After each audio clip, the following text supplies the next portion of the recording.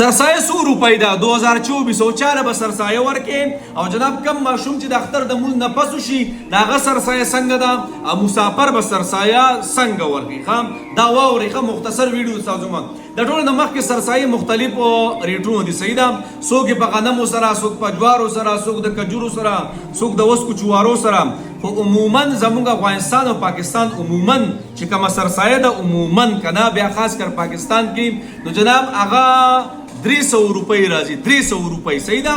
عموما ګورو دینه کم هم راتلی شي 250 پورې خو جناب کم سے کم 300 روپۍ سرسایه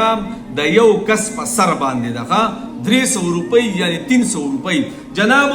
دا چې د خور غریب یې غیلم ورکولای شي رور دی غریب یې غیلم ورکولای شي تر دی غریب دی غیلم ورکولای شي جناب پلار نشي ورکولای مور نشي ورکولای نوسی کډ وسیله نشي ورکولای خاون خزله خزي خاون نشي ورکولای سي بچول نشي ورکولای خو چې خور دی او تر دی ماما دی وغیرہ وغیرہ او رور دی غریبانه دي زکات پکېږي دغه سرسایه ولا ورکولای شي صحیح جو دویمه خبره ده جناب د اختر د صبح صادق یعنی د اختر چې کوم ورځ ده او د سحر بانګونه نه شوي دا غینه مخکې او ماشوم پیدا شو د دغه سرسایه به ورکې په خبره پوه شي او صبح صادق نه وروسته پیدا شو نو جناب بیا دغه سرسایه نشته ښه درېمه خبره مسافر جناب بهتره خبره ده مسافر خو چې په کم ملک کې دي د هغه مطابق په سرسایه ورکړي یعنی یو مسافر دی په امریکا کې دی د امریکای مطابق په سرسایه ورکړي یو کس سرسایه څومره ده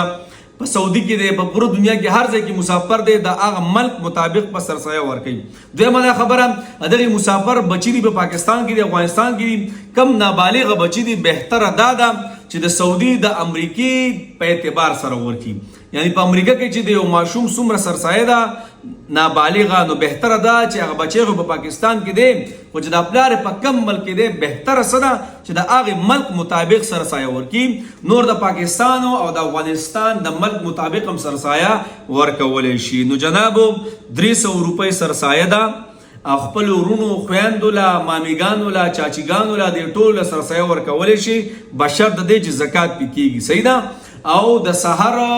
د مون نه مخکې یعنی د سحر د اختر د صبح صادق نه مخکې یو ماشوم وشو د هغې به سرسایه ورکې او که چېرته وروسته وشو بیا د هغه سرسایه نشته او مسافر چې په کم ملک کې دي د هغه مطابق مسافر خپله سرسایه ورکوي او جناب د نابالغ بچو سرسایه بهتره ده چې مسافر د خپل ملک مطابق ورکړي چې کم ځای کې اوسیږي او کونی د پاکستان مطابق هم ورکولی شي د افغانستان مطابق هم ورکولی شي صحیح ده دا مختصره او اهمه ویډیو ده ویډیو سره مخکې شیر کړه چې ډېرو خلکو ته پته ولګي د 2024 ښه د رمضان سرسایه صحیح ده الله مو راته خوشحاله ساتئ